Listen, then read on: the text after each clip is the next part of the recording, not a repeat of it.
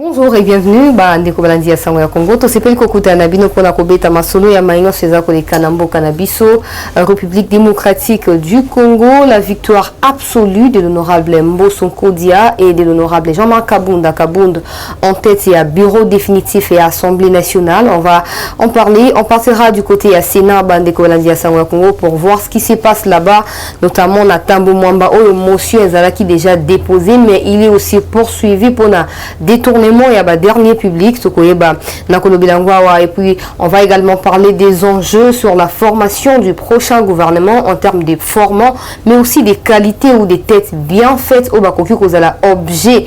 Il y a gouvernement na Bandekolandi, il y a Sango ya Congo, et puis on va prendre les côtés où le président de la République, Félix Antoine Tshisekedi Tshilombo, va accéder, sauf imprévu, ce samedi à la tête de l'Union africaine pour la première fois. Bandekolandi à Sango ya Congo pour un président congolais, Sima Mobutu. Et puis tokosala mbala moko allusion à ces projets dans le domaine agro-industriel où Mokondiambo Kauti ko signé contrat il y a plus de 400 millions de dollars na Égypte pour na mboka na biso eba na kotonga maïba na kozala développer tokoyeba na kolobelangwa. Et puis on va achever avec différents sujets qu'on a réservés pour vous bande kolandi ya sango ya Congo pour na kobeta masolo nyonso moko simana musuto ya bibo na mboka pasteur Gilimbo tenayo to boyebolamu mbote pe matondo nayo. Mbote aussi na bande nyonso ya basangwa Congo esika bozali bozolanda biso vraiment kimia na mabota na bino pe na ebite ngonga nyonso tozana bino bokozana biso d'accord. Et c'est moi comme on a eu nzoto kolongo no mona mboka pasteur Gilimbo tunya liboso le but participer na élection ya mona mboka Jean-Marc Kabunda président na bino na kati ya UDPS kuna honorable Mbosso Peloko la président ya bureau définitif et c'est mon abino ezani ni comme on a Kabunda kozonga na poste au bureau ya mabunda ba destitué qui madame d'abord merci beaucoup et sengonanga ezali ke batongaka mboka na lukutate batongaka mboka pe na mabete bato nyonso bayebi destitution ya honorable Jean-Marc Kabunda oyo eshokaka bato en fait ezalaki destitution o basalaki yango pona ko écarter l'œil ya chef de l'état na kata bureau donc et permettre que makambo biso tozo sala mokonza mboka za analyse te or l'histoire mokonza mboka na bureau na perchoir wana c'était l'honorable Jean-Marc Kabunda. Alors pour basala complicité na bango baleki na eloko o ezalaki même pa yango madame na mekana yanola bandeko bazolanda biso. Comment voulez-vous tozana coalition ngana yo? Or la coalition c'est quoi? La coalition longo et donc engelo bake téléphone on a ezasu ya yote ezape ngate ma ezape ya biso mibale ngape na kocha crédit yo saleli o kocha pe mega ngape na saleli. C'est ça la coalition. Donc tout sangiso ya biso et longo ya moto. En fait dans le vrai sens du mot madame bandeko baolanda nga basosola. Donc le lotengo FCC a la majorité ou ya laka. En fait azalaki pe na majorité ngote puisque majorité on est avec ya FCC cash. Pourquoi? Puisque bazalaki dans la coalition. Donc il y a un problème. C'est que ceux qui n'ont jamais motuna na yo, tant honorable Jean-Marc Kabunda en connaissant sa valeur, en connaissant sa prérogative na ye, yo yebi procédure kenda kinango, a touché ba conseil d'état, a touché partout et IDPS a boya quand même copier moto. Vu les réalités, tout y a comme moto, mais to yeba ki politique au biso to banda ikomene. Aujourd'hui, l'histoire est rattrapée bango, le Jean-Marc Kabunda a zongi na poste na ye. Ngai kotu na kokende plus loin madame pour na enrichir motuna na yo pe nabiyano nanga. Le lorsque bandeko pe fuba tuna biso honorable o ya opposition à l'époque o ya zalaka initiateur ya pétition ya destitution ya Kabunda le lo azawapi. Oyo bandeko FCC à l'époque balekaka lanzela na ye. Pour comprendre que non. Alors qui même si Jean-Pierre Bemba zu poste était à mon amboka Jean-Jacques Mamba le qui était à ta Bemba zu poste était à continuer à union sacrée certainement pour la bon hôtel d'Akani on ne pas soutenir. Non on a dit ce qu'on vient pas madame le vrai problème est ça que de marche babiso va passer Gilito Salaka le Simbi ndikonanga moi si bo pia kapé biso respect na lobité que bo mankaka biso mais du moins bon valoriser pe biso na musala o le biso to sali. Le besala qui on indengeni tango kay honorable Daniel Safou a joué dans une des parties. C'est rappelé le 6 novembre na arrivage il y a nani il y a Moïse Katumbi na Papa Vanjili. Voilà. Congo a gagné. Si vous bateau bon moment en tant que banque sabiso union sacrée ko sale mandeni pour donner ça fa lobaki ayebi président élu eza Martin Fayulu. Ye wana lobi tozaki na ye ayembi IDPC yango. Ta oloba sauté. Ba Melissa bango lebele na sapongi. Tant fungoli ni sur la compagnie que maman na biso Congo. Pour ça même batu bango wana même ba député on a FCC Jean-Marc Yemoko rassuré qui a la défenseur na bango et pas na mokonzi mboka bango on a ndeka na époque ya mabunda ba voter qui pour la destitution na ye. Bango mo pe sous ba voter sous pour na installation na ye. Mboka omoni lelo na union sacrée FCC zate. Na zo katam so batu so ba lo babi a FCC songi sous en tête assemblée FCCT l'union sacrée. Ensemble le peuple congolais autour il y a programme ya mokonza mboka il faut qu'on yebaka ko expliquer ka batelo ko wana malamu ensemble yango moni to discuter que les kamboyo il y a carnet de charges sur cahier de charges excusez-moi que non o ya biso bon voilà en tout cas ils a respecté non seul cahier de charges ils a respecté ils a o mokonza mboka nango yango wana c'est qu'on les comble les années batu nyonso faut pas travailler na programme oyo mokonza mboka akotia na place nabi ke motuna mokeza wana profil la ministre profil la premier ministre profil la gouvernement profil donc batu lelo tozala ki na besoin madame tozwa parlement oyo kozala en harmonie na biso ba électeur naie en fait c'est ça le loto soit parlement au peut yoki ke ba bengi ministre fulani ba bengi ministre pakala alobi pe malamu te musale sili parlement wana parlement o ezala ki toujours la présidente assemblée azo ya na lipa mais azo koka ko benga premier ministre te pas tout naie pourquoi mbongezo mata bazolo ba fachi mais tandis que dans la coalition asale loko mo te fa concepter biso allez-y comprendre bitumba na est fachi sili sango il y a un peuple à Ozeïlayo, mais pour la nomination, on doit consulter dans nos biso. Voilà. Donc, parlement au biso Lukaki, personne au biso Lukaki, azala en harmonie na peuple. Donc, il y a un autre d'accord, l'autre moni ba député, il y a FCC, ou ba Melissa bango libéré na sapongi. Même le député de la Mouka, et belé ba somba maka. Na valeur oyo bango kote fatam sobala ki nangote le bravo aussi na honorable Daniel Safou un combattant d'élite l'élève de mon père Etienne Tshisekedi Mulumba le senti que Agnati im des partis atata banité non de façon azo sauter sous le ba oh likambo nini mon boka Safou alors fati beton mais on espère que ça va fati beton que yepe fois pe ça apport na ya kota pe wana siko mokolo ko joyo tunaye donc na minute au moyen lo baté que non ba parlementaire de bubamboa na bokanga minoko boluka misala puisque ba monde esco faut ba créer emploi gouvernement bima po biso to za misala mon mboka ndeko lo makambo la muka to za kilobina honorable Ados Ndombasi oyo ya décidé à Martin Fayulu a lundi a salié pe a votaki mais alobi a voté te pour na makambo tali union sacrée pour makambo les farce makambo les makambo basi ba bongis pour ba prioriser batumo songolo mais bango bazawana pour na ko lutter na côté ya peuple congolais pour na ko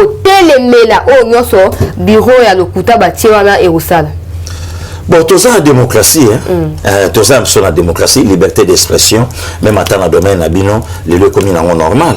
Et que ça a bien l'opposition pesala. D'ailleurs, vous êtes d'accord, nangaï maman, Olandaka Mokonzambo Kalobaki Alobi, Azana posa une opposition forte, où il faut contrôler l'institution Yamboka. Donc, ce qui ne déconanga Ado Dombasi Alobi na Elo Kabongo, n'a pas sé qu'il y a un bravo, mais Bakoti Sasko n'a mis tout na banque peuple na semana, peuple derrière les chefs de l'État. Les preuves sont palpables. Les preuves sont visibles aujourd'hui. Bah, FCC va comme dans l'opposition. Pour le 8 au Moni, 265 suffrages pour la Jean-Marc, 289 pour la Papa Nabisomboso, FCC pour 69, Bazaki nul. Bulletin 69, Bazaki nul. Et puis abstinence, Bazaki je crois 7. Oui. Bah, FCC va continuer à mon opposition. Mais il faut pas ça l'opposition à Martin Fayulu. Le loba même langage.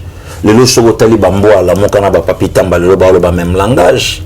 Le losogotali avocat oyo Moussane Kofinga ka chef de l'État. Le losogotali na batom sur le même langage. Le losogotali conflit ya bande konanga ba Serge Kadima na côté na Yesi Kazali. Donc faut comprendre que non il faut positionner ça là. De konanga Christian Bosembe na opesa yemboto alobaki que non il faut apprentissage moko banda déjà. Ba banda déjà koye kola ko. Ba ya kuna na IDPS tondengeni.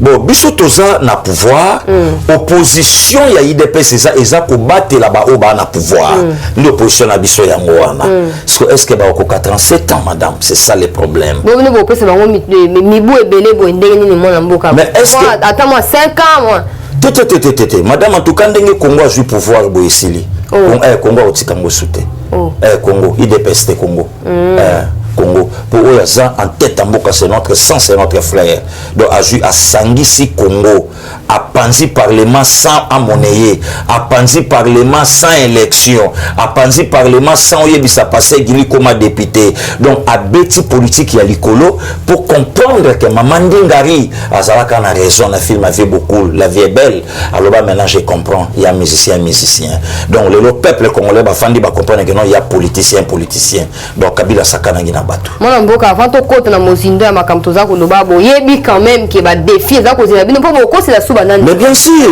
non il y a beaucoup de moninga nazo senga mokonza mboka cahier de charge na ezala respecter na batu nyonso bazana pourquoi puisque na bamvula o ezoya après recensement sur aujourd'hui sur 4 ans sur 3 ans na bamvula o ezoya mapono mitango ekosala mayende muta kozala seul mutu ou ya rendre verdict à ce moment là coalition n'existera plus donc ça les souté et le comment ya koloba boza souté là maintenant c'est le président de la République yango loko na yebisi bandeko o ba pensaki que notre yena union sacrée pour na partage à gâteau yango souté.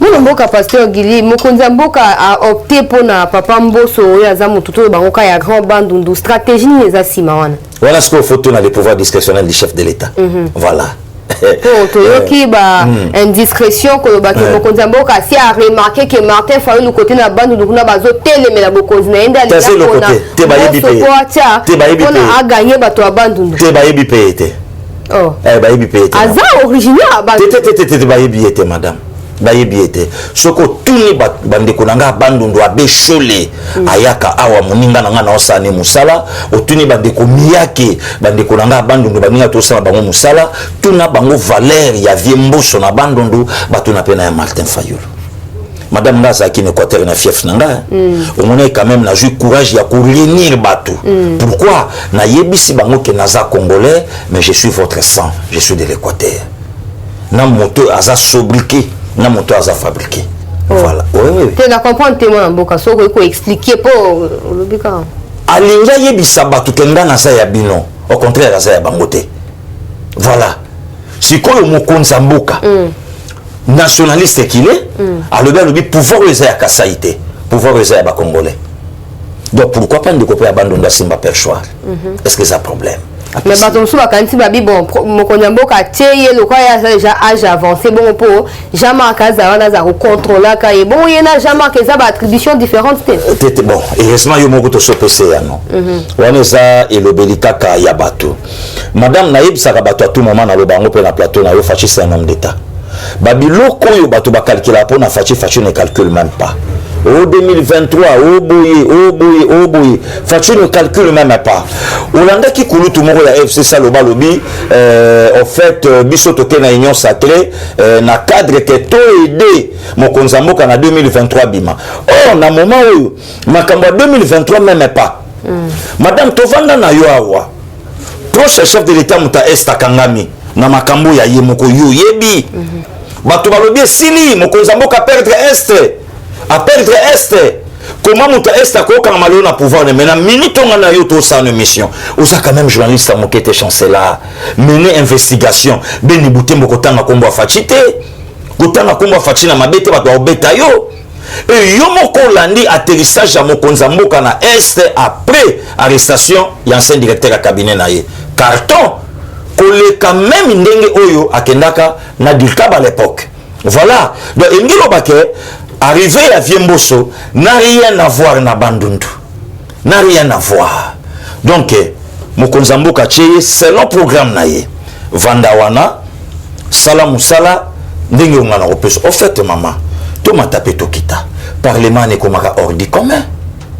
parlement komaki le kola Madagascar en Afrique ayiba na ratasa rawati azana Afrique en Afrique te azana île te azana mer te et banakate est-ce que l'autre qui sous qu'on soit parlement il y a 2007 il y a fait dans Vital Caméré que tu vendis mabou bouto landa plénière voilà donc babiloko o bisoto lingi ne yango wana donc parlement moko responsable et ça en harmonie na peuple na ye lelo mutako bunga ba valeur il y a honorable président Jean-Marc Kabund le loyo na kobo ya keno le monsieur c'est un homme d'état na ndaka ba critique ba tumsu balobaki il ne mérite pas, il n'a pas un niveau, il n'est pas un homme d'état, c'est la haine. C'est un militant. On a dit ce qu'on ne vient pas. Lelo, maman n'a qu'occupé na mibete la tolote. Lelo bande konanga barno ba na sima bazolanda musalo le to sala. Lelo na kobo ya parlementaire à pasteur Gili. Différence c'est ça nini, il y a joué la Renaissance, na joué la Vita. Puisque joué la Renaissance ça zolongwa ke Vita lelo mais joué Juma. Et le temps où il y a complexe, c'est un parlementaire debout. Mais il y a un awa. Il y a un parlementaire debout par Guili. Comme ça, je commentaire émission. Bah plateau ou bango baleki. Parlementaire debout par leki amoti. Est-ce que bah tout n'a qu'un rendement à bango? Et si aujourd'hui le lobalobi que Jean-Marc Kabund c'est un militant, mais bango n'y a son mentor na bango c'est un secret de Moulumba. Même à ta vie dans numéro 8. Mais là, oh. Madame.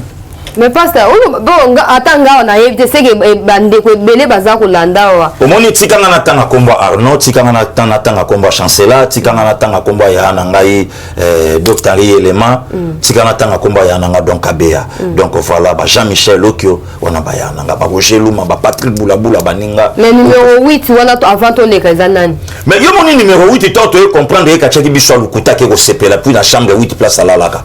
To yebise malamu mela mai na bisote. Malamu liam bon on a bisoté beta final total yo 4 wana subo yiki ngana beti na libanda mona mboka en tout cas beta ka libanda mama chancela wana ma beta ka libanda et puis 4 yango to lobaka na ye lokola yo zwaka dossard numéro 4 na maponomi ya mboka na biso soko zande ko na biso congolais longa mais soko zande ko na sote kaka dossard yo la tala numéro 4 yango ko sambwisa yo lobi Cameroun na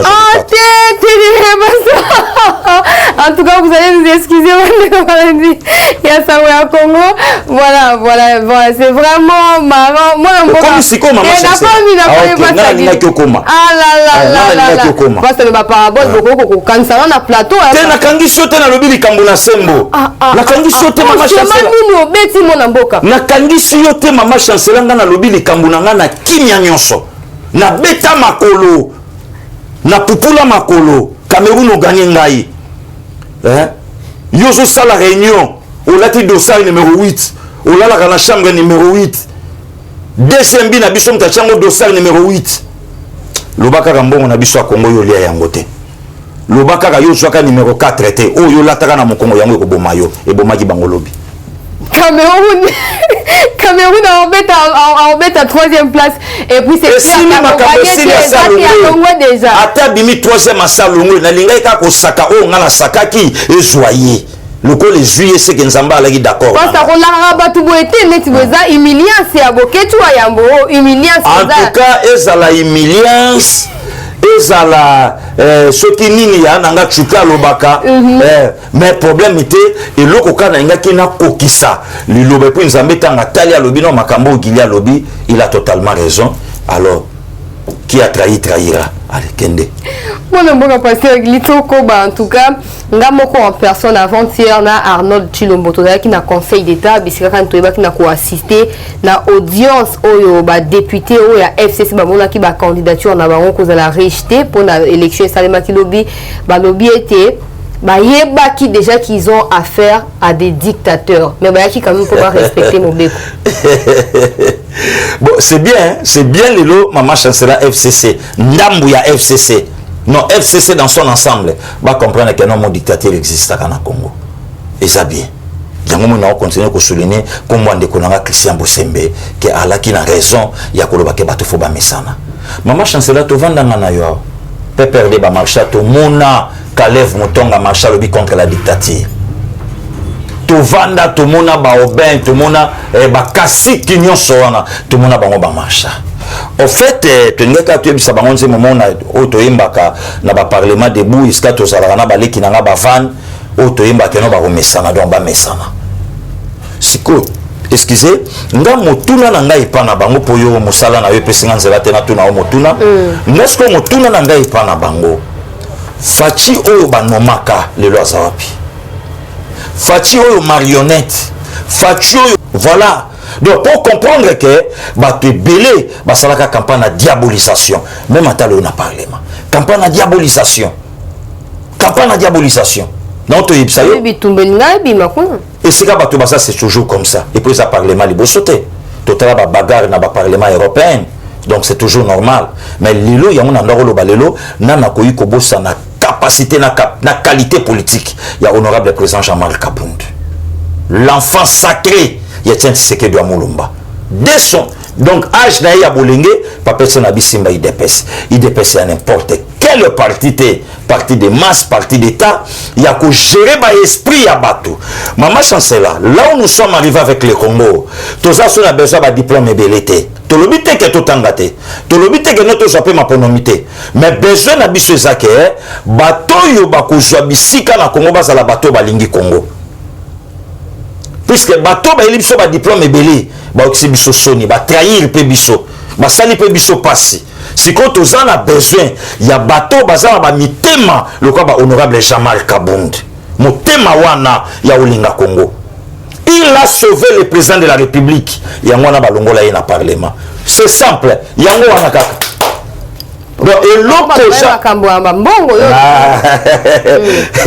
maman chancela Jean-Marc Kabund a koufelaka l'institution président de la République Congo ndelo kolongo lisaye même pas siko lelo merci na frère José Nzita asalimi oyo obungisa ikozongela yo oyo sa ya yo saka ya yo lelo honorable ye wana zongi na kitine ya bokonzi siko yo tunelanga mama Mabunda akota encore plénière bon azan tout le monde qui m'a vidéo ils ont circulé on dirait zongi déjà à outil Dubaï bon peut-être qu'il y a rozonga si vous la minute on a zo fanda kuna na isika na lelo siko po mona ke basala kalikopana bato mabete bayeba ki dépesté et dépesté à partir des masses il fallait to kende na bango boye pour to bimisa Congo na maboka diable or ko délivrer Congo et aleka il fallait ko komesika bango bayalaki or le chef de l'état a pris le risque ya ko komesika bango bayalaki pour bimisa Congo le silence radio mais madame yo s'est rappelé tango ba décision ka l'honorable Jean-Marc Kabund oyeba ki réseaux sociaux oyeba ki bapel ozwaka mais lelo sikoyo mitema bato wana nyonso oyo ezokaka mitema bato wana nyonso oyo elelaka lelo balali pongia kimia lelo balali pongia babébé pour comprendre que aujourd'hui paix na molimo na ye place ezopema aussi chimanga mokendi le peuple gagne toujours le peuple a gagné voilà. Bon, bon, pasteur, il faut continuer. Tout le ballon nous makambo za ko leka na Sénat, tant que côté à formation, il y a gouvernement. Alexis Tambumamba, procureur général et après à cour cassation, a bien notifié bureau pour na kosenga instruction sur ouverture il y a ba enquête pour mbongo sengela kesa le matoeza na kati ya banque, to uta na banque ke nemba moko na caisse ya Sénat et l'équipe na maboko ya conseiller financier, ya questeur et ko leka na maboko Tambumamba biki ba preuve no ezali. Asimbo wana aseli yango mosala esengela ki basalela nango atikali ko détourner le côté batika acharnement contre ye asambu saka mama bijugo ya po mama bijugo ya salaka yeni asambu sela ngandi konanga ya mwasi po ndeko nanga mwasa salaka yeni kaka po lobaki ke non pesa biso ba preuve sala biso rapport pardon il y a réfectionnement il y a oisa madame ndenge toyoka c'est plus de 4 millions oyibima pour na réfectionnement 4 millions na yoka ka langage monke lobamaka na Kisasa 99 jours ya laka ya moyibi pe un jour ya laka ya kole loko na lobi na yo batu wana bale bambongo incroyable maman alors soki tous les preuves eza yango aya siko na biro Sénat ake vacances mbala kaka pourquoi wezangela moto na makolo aya montrer ba preuve na olaka yo le col a déjà basi barataki biso peuple congolais ko raté bangote maman chancela peuple congolais ko raté bangote ba obikate oyo nyonso ayebi kalia mbongo ya Congo lelo congolais zo lela na nzala lelo congolais zo mona pasi oyo nyonso ayebi ke alia mbongo ya Congo akufuta yango wana eza eloko te babiloko ya liti na un président ya Sénat il semblerait qu'il touche au moins 100 000 balles oyebi yango elobami pa kulutu na nga moyembi ya monene na mboka na ngai il semblerait que 100 000 balles sans compter l'avantage yebisanga dans quel pays yango moninga passé gili na zo senga ba interpeller pe ministre ya finance ya gouvernement au sortant na mboka nini lelo bakobimisa 2 millions et que na ndaku ya moto na quel pays na mboka nini donc il faut PGR ba interpeller pe ministre ya finance na gouverneur ya banque. Bon, peut-être pour le président du Sénat, bah PC comme. Non, madame, c'est tout un réseau. Il y a des mafias, il y a des kananga. Le solo, il y a ministère enseignement. Oyebiango. Une affaire à plus de 31 millions, bah tu vas détourner.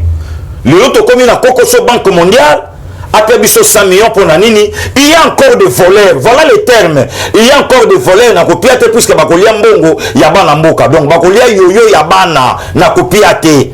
Avant na kiafu bakangama. Parce que l'habitant ou fulani ya kokangama. Après combien acharnement, madame? Hein? Yes, makamba 19 000 écoles fictives mon amboka pasteur. Kimoyibi, le kuta, l'ongola fictif wana bato bako comprendre de te mama chancela. Limbole lango biso na lingala. Hein? Maman zo sala kwanga aibi fictif te. Donc bekolo yo babimisa ezalaka te mais na mikanda l'été zali pe bambongo nango ekendaka limbolela yango bato parce que tango nyonso bambongo wana ebimaka ya 19 000 écoles ekendaka. Vous pensez réellement motoyo aza préfet ceux qui recteur ceux qui coordonnateur ceux nani babengaka ya bécole privée na yo ya sala akolinga gratuité esimba? Non, il faut boycotter yango. Voilà pourquoi maman chancelier place dans le baquet partage ya gâteau na union sacrée to boyi accord ou bien coalition il y a FCC cash et c'est servir biso donc bato bazwi ba ministère moko stratégique pour bloquer l'institution et la nation au détriment de leur Dalai Lama, autorité morale. Dalai Lama. Beni. Maman chancela kende tuna Dalai Lama ba oyebisa yo père spirituel ya secte nini ya la mingi na Japon voilà ya ba bouddhiste voilà Dalai Lama mais oh lobi boye lingo lo banini par rapport ya ba des ministres au profit de leur maître nyonso bakosala il faut Dalai Lama loba il faut kingakati lelo mo kingakati échanger comme nini au place azana nani ceux qui kachamata ceux qui nazo ka kombo ba opesa échanger Maréchal Mobutu abaki je m'éloigne de plus en plus dans la capitale vieille wana na Maroc. Voilà moi mboka pasteur Gili le pétition bakamati ba déposer contre kaka yemoko tambo mamba ba biezebele toki moto a lever ba immunité na bango po yango nde bakokanga ye ve andima ke ngai moto na pesaka ordre baboma avion babeta avion masasi andimaka wapi bo andima na lobi andima na plateau alobi ngai te moto na ngate na tiraka mais na pesaka ordre mais bazela nini po bakanga eti leo mais kasi yango lidusu nyoke fongami te bon nyoka kotaka mukie na lidusu yango bato ebele baswa bango na banyoka po akanisa lidusu wana ya likelele akotaka mukie tango alinga abenda likela kaka ki nzoka mbambi mutalaki na kati mais tofungoli dossier na 1 million tofungoli dossier na 1 million mais makambo kofunga makula na kati isili natika kana kanga monoko na monoko pasa gini azuga toko banayo esengo koza nayo mais vous comprendre vraiment na mboka ba vie nazo sepela maman chancela na banda pouvoir na mawa ngaba ofinga nga jalelo ngaba olobanga na bongisaka mbonga piroga okata Brazzaville ngaba ofinga fachi bolole na matoi nanga ngaba oloba président nommé ngaba mvie moko mungala benganga na Équateur abi bolole ya mwana babenga nga ozomona joba mais je suis mungala par le sang de mon père mais je suis congolais j'ai tout intérêt à soutenir l'idéologie donc na salaka politique attributé ya école te que le col nazabo et nakende na parti où ils ont dominant dans secteur nanga. Non, nous sommes tous des Congolais. Voilà, il y a un boy politique. Il y a bande de la province, il faut qu'on soutenir le leader. Non, il y a pas passé Guili. Na soutenir le leader à la province Tanga, non par rapport à la province Tanga, mais par rapport il y a cahier de charges naïe. Là je suis d'accord naïo. Donc net c'est le lot. Et ça interdit de Konanga Moulouba à soutenir Fati. Et ça m'a bête. Mais soutenir par rapport à tribute, soutenir par rapport, il y a idéologie, incarnation, il y a boule, il y a notre mentor Etienne Sekedi Amoulumba. Neloko oyo n'a passé Guili na landa. Le lo siko mama chancela ta on a zo mona makambo on a mona ka musika. Atika pe quand même remona za nesengo. Voilà. Ozane sengo mona mboka toko boyela yote hein toko pesa yote ozane sengo. Daniel Safambi hymne de parti. Daniel Safambi hymne de parti. Ah maman chancela, non, c'est pelaté. Union pour la démocratie et le progrès social. Notre parti dit. Nalobi na yo et pas bungite. Nalobi merci. Donc, oh, nalobi na yo na oki bien. Nalobi merci Seigneur. To pensa na rapoto ya kokuta na lo to kutani. Kolo merci alors Congo sko to kende.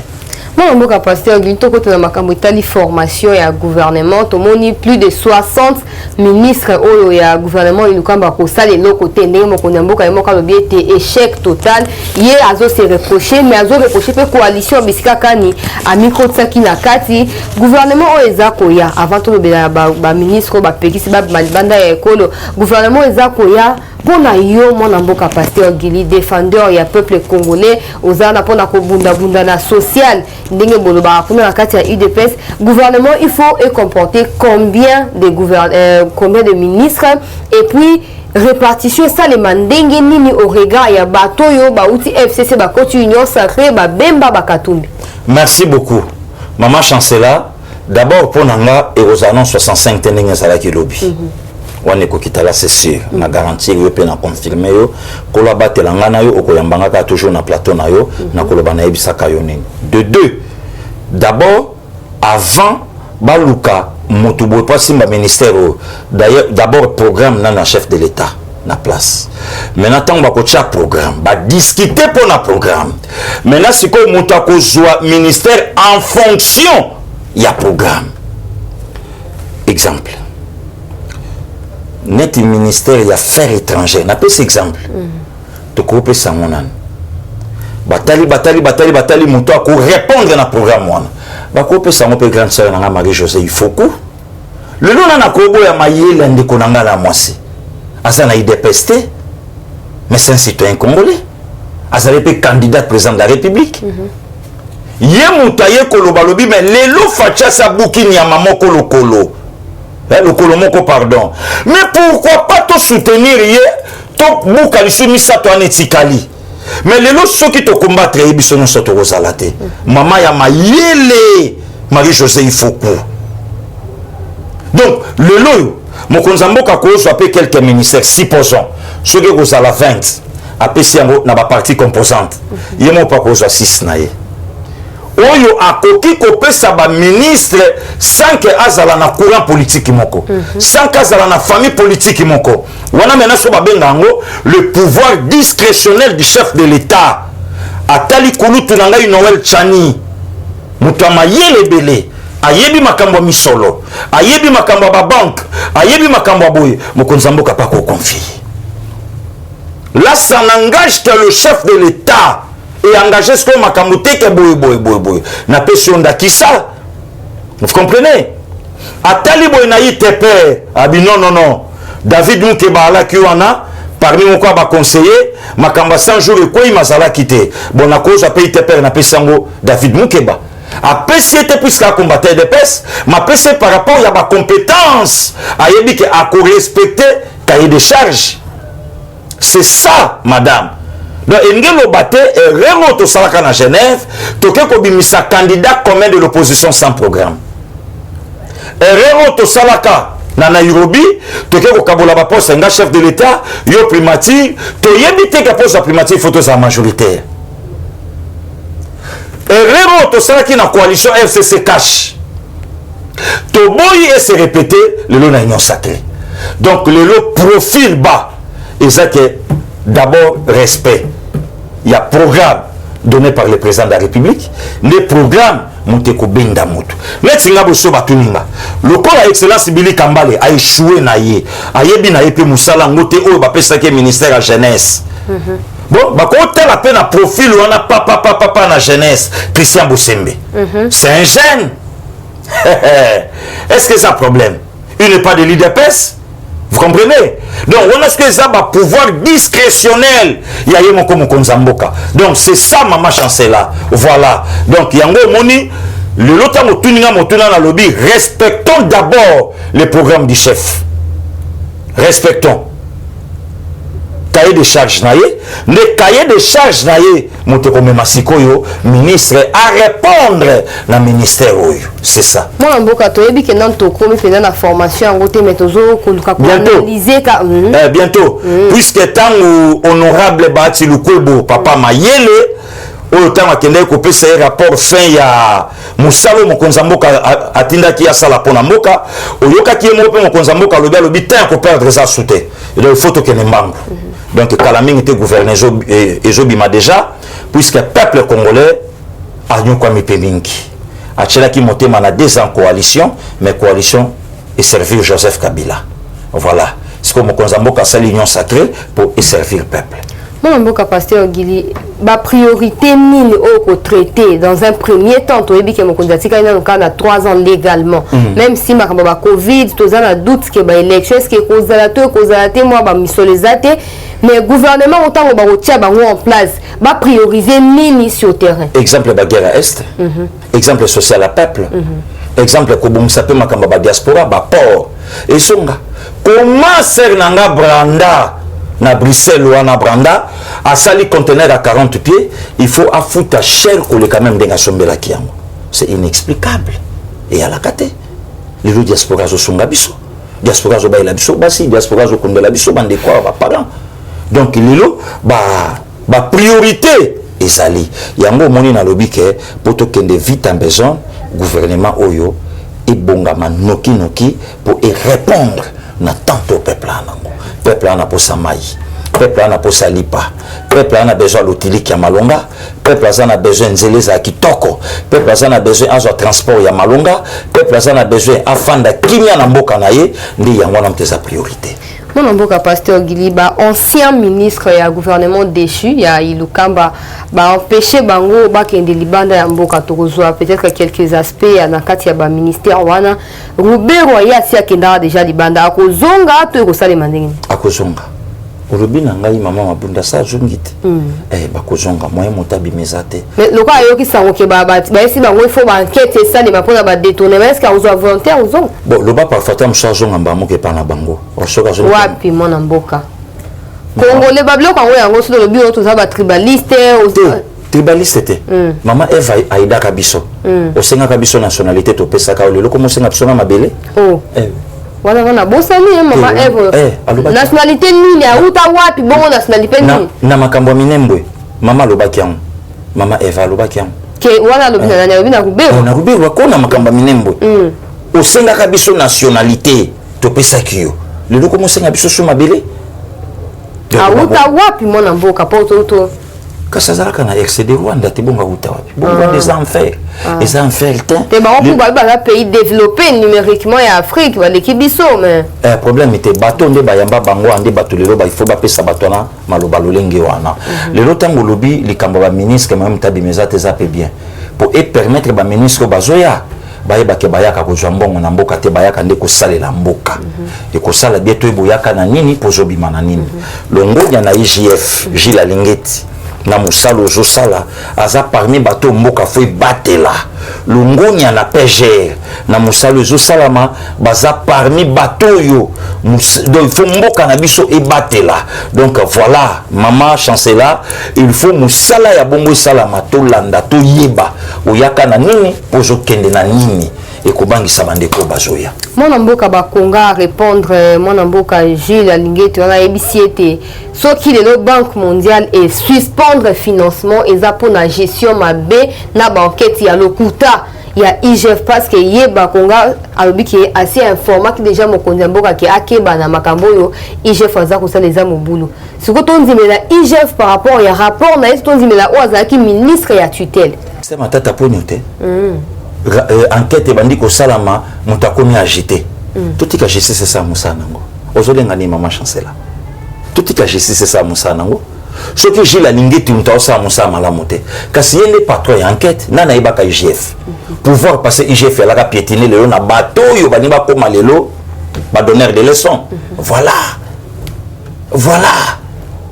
mutu na mutaza na poste na ye batika mutu na mutasa musa na ye tous l'enquête salama musale banda wana ndisko tokoyeba o yazalaka na tort o yazalaka na raison voilà pour matata pongo ezaka ma parenthèse muke ezaka yemo te ba journaliste na temps comme ba te sali ba enquête ba biete matata pongo on est pour rien ba missi résultat te toyebi mo eloko bazaki mama chancela détournement intelligent détournement intelligent planification la conception il y a dossier bon mon signature la moto te bon mon traçabilité te ndo ka ki bande ko dika bande lo ba les dossiers vide oui effectivement les dossiers il faut à la vide mais ceux qui dossiers ça vide na Vital Kamerhe bon Masaro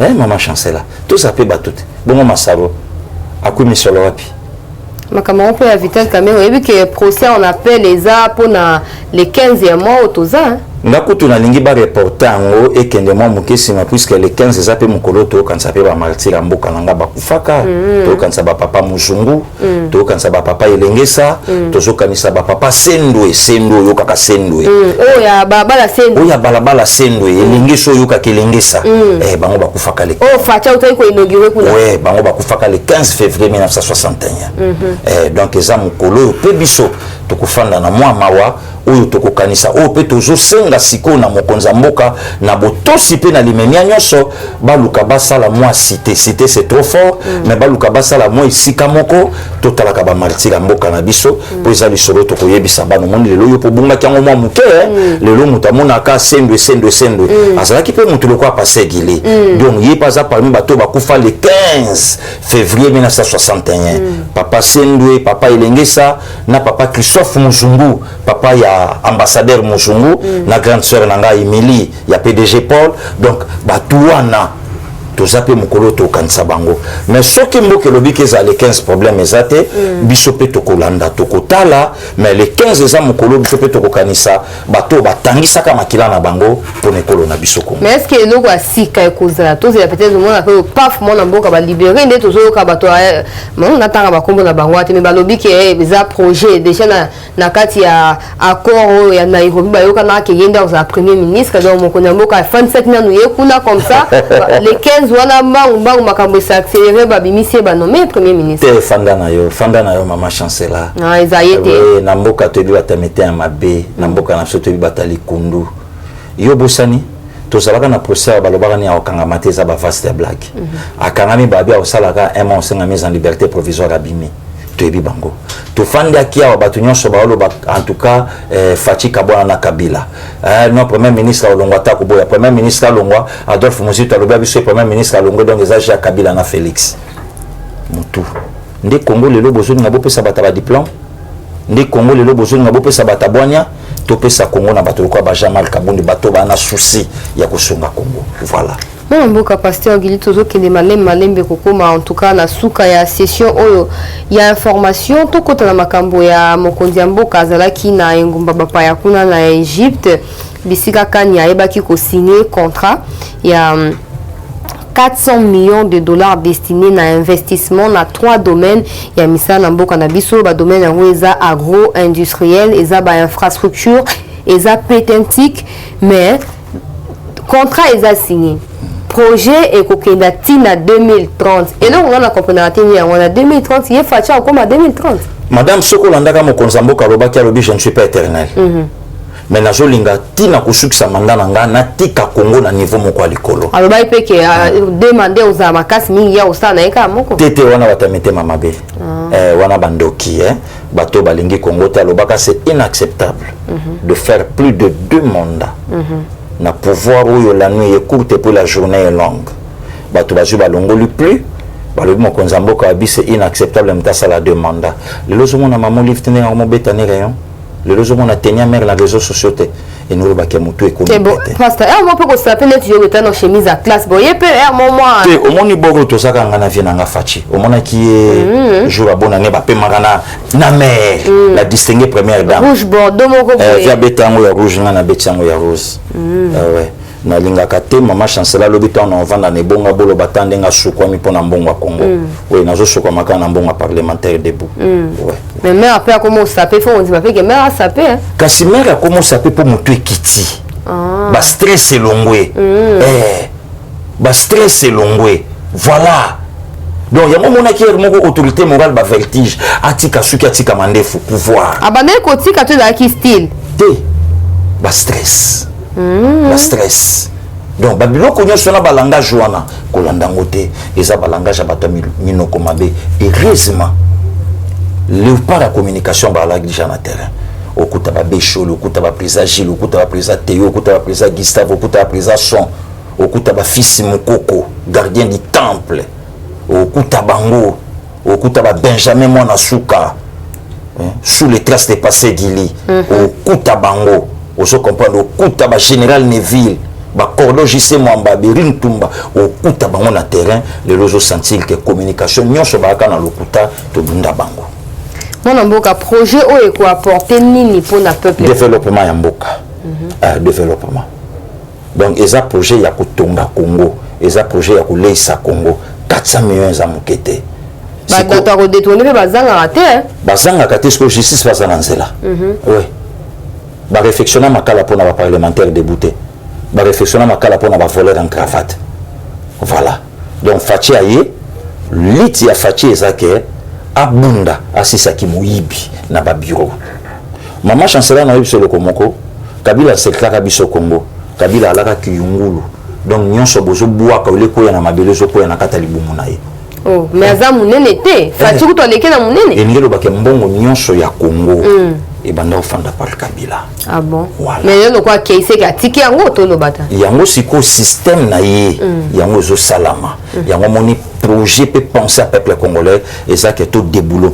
ne système union selon moi donc projet en ekosimba ceux comme konzambo kache sérieux na bateau nyonso ba kozanzinga nzinga na ye bato ba kokamwa Congo mon mboka pasteur Gili Mokondiambo a accéder na tête ya Union africaine peut-être samedi sauf imprévu parce que réunion kozala le 6 na le 7 ya mois au tozali na Addis Abeba bisika kani bakoyeba na ko finaliser ba dernière modalité pour na passation pacifique ya pouvoir na structure africaine entre Cyril Ramaphosa président sud-africain na mon mboka Fachi o bobenga Fachi Beton kuna na IDPS mon Kwantombolo moi mai Fachi Beton mon Kwantombo na benya on peut moi bien impact nini ya accession il y a un Congolais mon mboka 60 ans après l'indépendance on avait l'impression de tourner en rond de kobaluka toujours développement exact mais lelo un Congolais dans mon tout ya Union africaine na Union africaine c'est le tout premier président congolais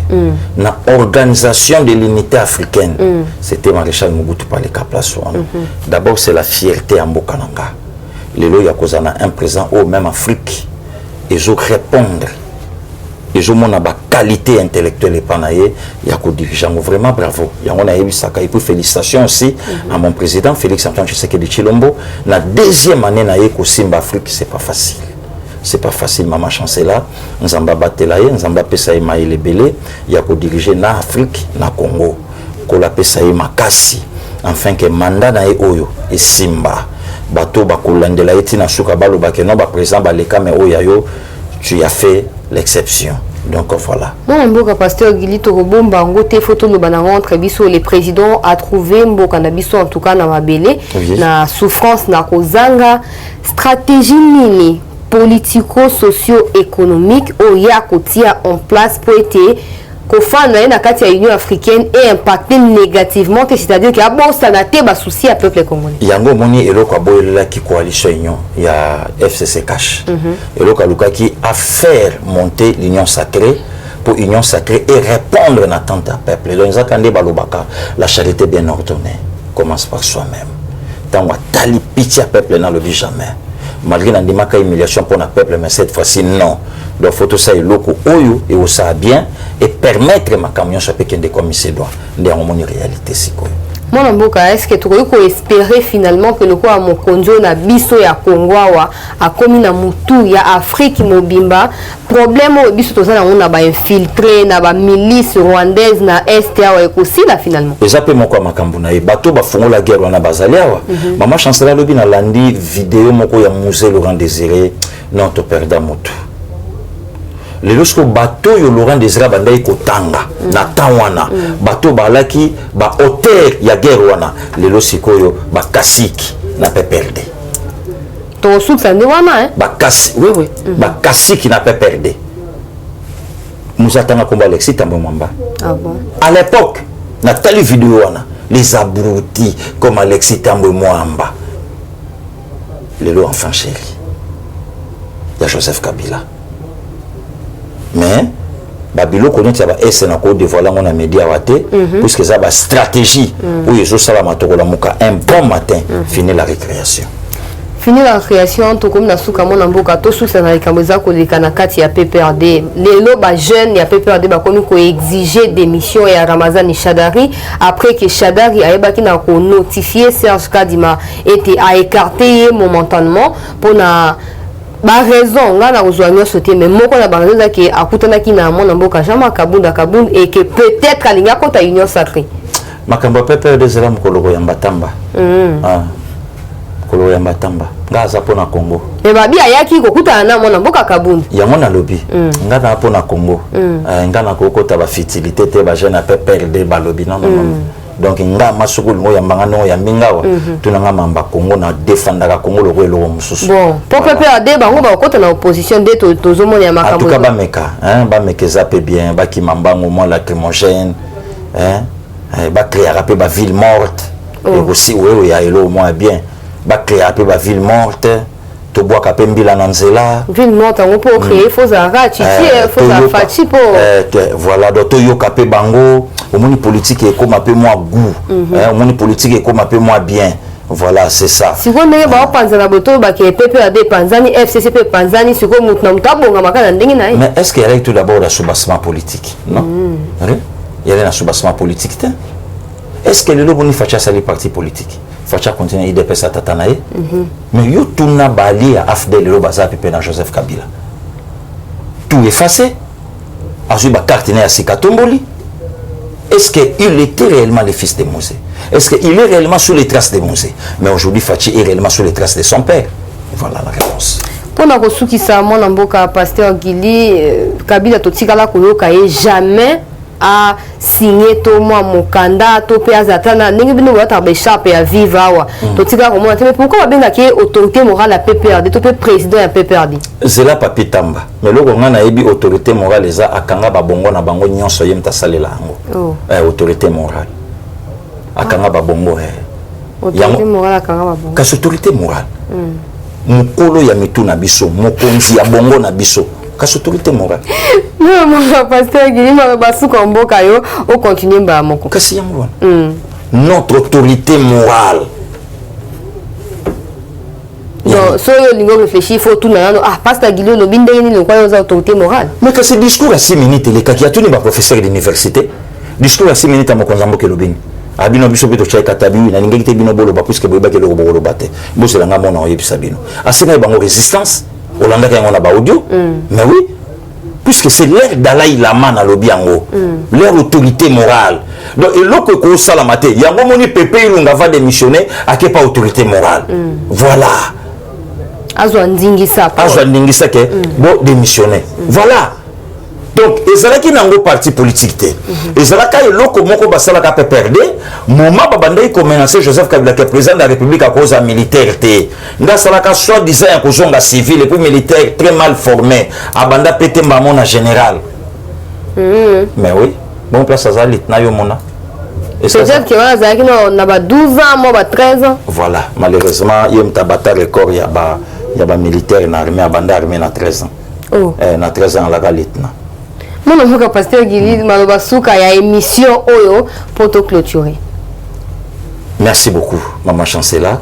merci aussi na bande nyonso bolanda kibiso kimia na mabota na bino vraiment mes condoléances na mère Toyo ya Kulutu Chacho Pipo donc mère merci nazolela nayo nzamba batela kimia na mabota na bino eska boza kuna depuis Espagne Belmave respect belé na yo beloti mavungu nzamba batela pe esika o kaka boza donc kolo abomba bon rétablissement na pichula mole nzambe aiba pendeni na kobatela bino biso tozoko baka ko sa musala ndenge kolo zo mema biso pe tieska to koma vraiment merci aussi na yo nzamba batela biso ceux qui azongi le lote lobito ko monana Matondi mingi mona mboka Pasteur Gili, nous en profitons pour nakobaper nos condoléances na famille à Fumu Sabata. Vous allez vous rappeler que on a eu à tourner des émissions avec lui moko ya kati ya ba conseiller à collège ya ba conseiller ya mokonzi mboka na matière ya culture art pe questions religieuses kuna na kati ya présidence que son âme repose en paix. C'est par là que nous mettons un point bande balandi ya sango ya Congo na tranche o information bolanda ki mona mboka Pasteur Gili. Je crois que vous avez compris hein, pas bien qui penza clair pour Nabino. Merci na Rancy ou azalaki sima ya caméra pour na réaliser session et information. Vous aurez rendez-vous nanga lobby na bangonga o na sango ya Congo tokutani na mbala sima. Merci beaucoup. Eshima, votre magazine qui bat au rythme de l'actualité. Une réponse à vos besoins en information, un éclairage dans divers domaines. Impartial, documenté, instructif. Eshima au cœur de l'info. Retrouvez la nouvelle édition. Exclusivité. Le professeur Willy Kitobo Samsoni maîtrise le secteur des mines et gagne le pari de la mobilisation des recettes publiques. Désormais membre de Cobalt Action Partnership, le ministère congolais des Mines a abattu un grand travail dans sa sphère. Contrôle régulier de l'application effective du nouveau code minier, loi sur la sous-traitance et paiement de la rétrocession due aux entités territoriales décentralisées, ouverture et attractivité du secteur des mines aux investisseurs, relance des entreprises du portefeuille de l'État, le ministre Willy Kitobo assure le suivi et contrôle technique des activités minières sur toute l'étendue de la RDC. Focus, augmentation de 66% des recettes, le directeur général des impôts Barnabé Mwakadi Mwamba, en technicien avéré, impulse les performances de la DGI. Dossier Eshima 2021, année de tous les enjeux. Nation, Hubert Mihimi Mouawa, directeur général de la Sona Hydroc, présente ses vœux de nouvel an au président de la République. SU, la rétrospective 2019-2020 du ministre Thomas Louaka, un mandat placé sous le thème du redressement du système éducatif du supérieur. Agence de prévention et de lutte contre la corruption, un casting à refaire. Économie, Eshima Magazine revient sur les commerces générationnels en RDC. Retrouvez l'intégralité du magazine Eshima dans les kiosques. Eshima Magazine, un nouveau standard d'information.